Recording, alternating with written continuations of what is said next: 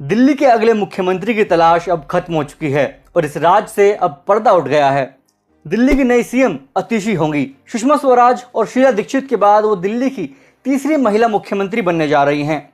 अतिशी को अरविंद केजरीवाल कैबिनेट में सबसे हैवीवेट मंत्री माना जाता रहा है। मुख्यमंत्री बनने की रेस में 2 दिनों से जिन नामों पर चर्चा हो रही थी, उनमें उनका नाम सबसे आगे चल रहा था। इसी के साथ आज विधायक दल की बैठक में अतिशी के नाम पर मोहर लग गई है। मंगलवार सुबह से आप संयोजक केजरीवाल के सिविल लाइंस स्थित आवास पर विधायक दल की बैठक बुलाई गई थी। इसमें सर्वसम्मति से नए नेता सदन का चुनाव किया गया।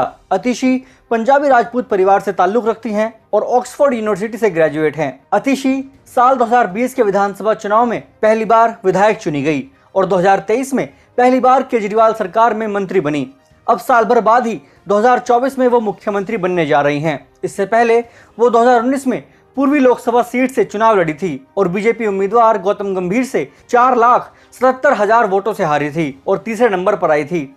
अतिशी को केजरीवाल का करीबी सहयोगी और विश्वास पात्र माना जाता है। वो अन्ना आंदोलन के समय से संगठन में सक्रिय हैं। इस समय उनके पास सबसे ज्यादा मंत्रालयों की जिम्मेदारी है और जब मार्च में केजरीवाल जेल गए, तब से वो पार्टी से लेकर सरकार तक के मसलों पर मोर्चा संभालते देखी गई हैं। मुख्यमंत्री को लेकर जिन अन्य नामों की चर्चा चल रही थी, उनमें कैलाश गहलोत, गोपाल राय और सौरभ भारद्वाज का नाम भी शामिल था। अतिशी साल 2020 में पहली बार कालकाजी विधानसभा क्षेत्र से विधायक बनी।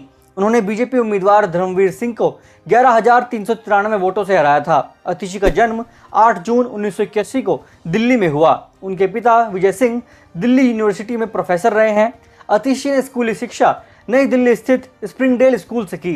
उन्होंने सेंट स्टीफेंस कॉलेज में हिस्ट्री से स्टडी की और ऑक्सफोर्ड यूनिवर्सिटी में शेवनिंग स्कॉलरशिप पर मास्टर की डिग्री हासिल की।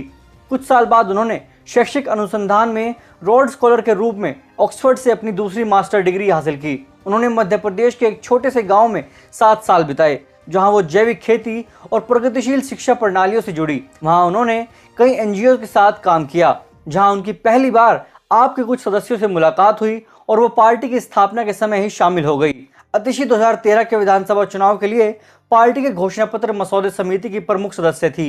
उन्होंने पार्टी के गठन के शुरुआती दौर में इसकी नीतियों को आकार देने में अहम भूमिका निभाई। इसके अलावा अतिशी ने पार्टी प्रवक्ता के तौर पर दमखम से पक्ष रखा। केजरीवाल की तरह वो मनीष सिसोदिया की भी करीबी हैं। उन्होंने सिसोदिया की सलाहकार के रूप में भी काम किया और उनकी गैर मौजूदगी में शिक्षा मंत्रालय का भी काम संभाला। दिल्ली पुलिस से भिड़ना हो या फिर केंद्रीय जांच एजेंसियों की छापेमारी के दौरान तमतमाना, पार्टी का रुख रखना हो या फिर एमसीडी के स्कूलों में छापेमारी कर निरीक्षण करना, इन सारी वजहों से अतिशी सोशल मीडिया पर छाई रहती हैं। हाल ही में जब केजरीवाल तिहाड़ जेल में थे और स्वतंत्रता दिवस पर तिरंगा फहराया जाना था, तब उन्होंने अपनी जगह अतिशी का नाम ही आगे बढ़ाया था और उपराज्यपाल को चिट्ठी लिखी थी। 2 दिन पहले जब केजरीवाल ने खुले से अपने इस्तीफे का ऐलान किया, तब भी उन्होंने उस चिट्ठी और अतिशी के नाम का जिक्र किया था। केजरीवाल चाहते थे कि अतिशी उनकी जगह झंडा फहराएं, जबकि एलजी ने कैलाश गहलोत को चुना था। उस समय कैलाश गहलोत ने भावुक होते हुए अपने नेता को आधुनिक स्वतंत्रता सेनानी बताया था। केजरीवाल ने खुद पर गिरफ्तारी की तलवार लटकने से पहले ही अतिशी को न सिर्फ 9 मार्च 2023 को कैबिनेट मंत्री बनाया था, बल्कि सबसे ज्यादा मंत्रालय भी दिए थे। अतिशी न सिर्फ दिल्ली सरकार में इकलौती महिला मंत्री हैं, बल्कि उनके पास इस वक्त दिल्ली सरकार में सबसे ज्यादा मंत्रालय भी हैं। अतिशी अकेले ही शिक्षा विभाग, पीडब्ल्यूडी, जल विभाग, राजस्व, योजना और वित्त विभाग संभाल रही हैं। महिला वोट और महिलाओं से जुड़े केजरीवाल के आगे के वादों को ध्यान में रखते हुए भी अतिशी का नाम अहम माना जा रहा है।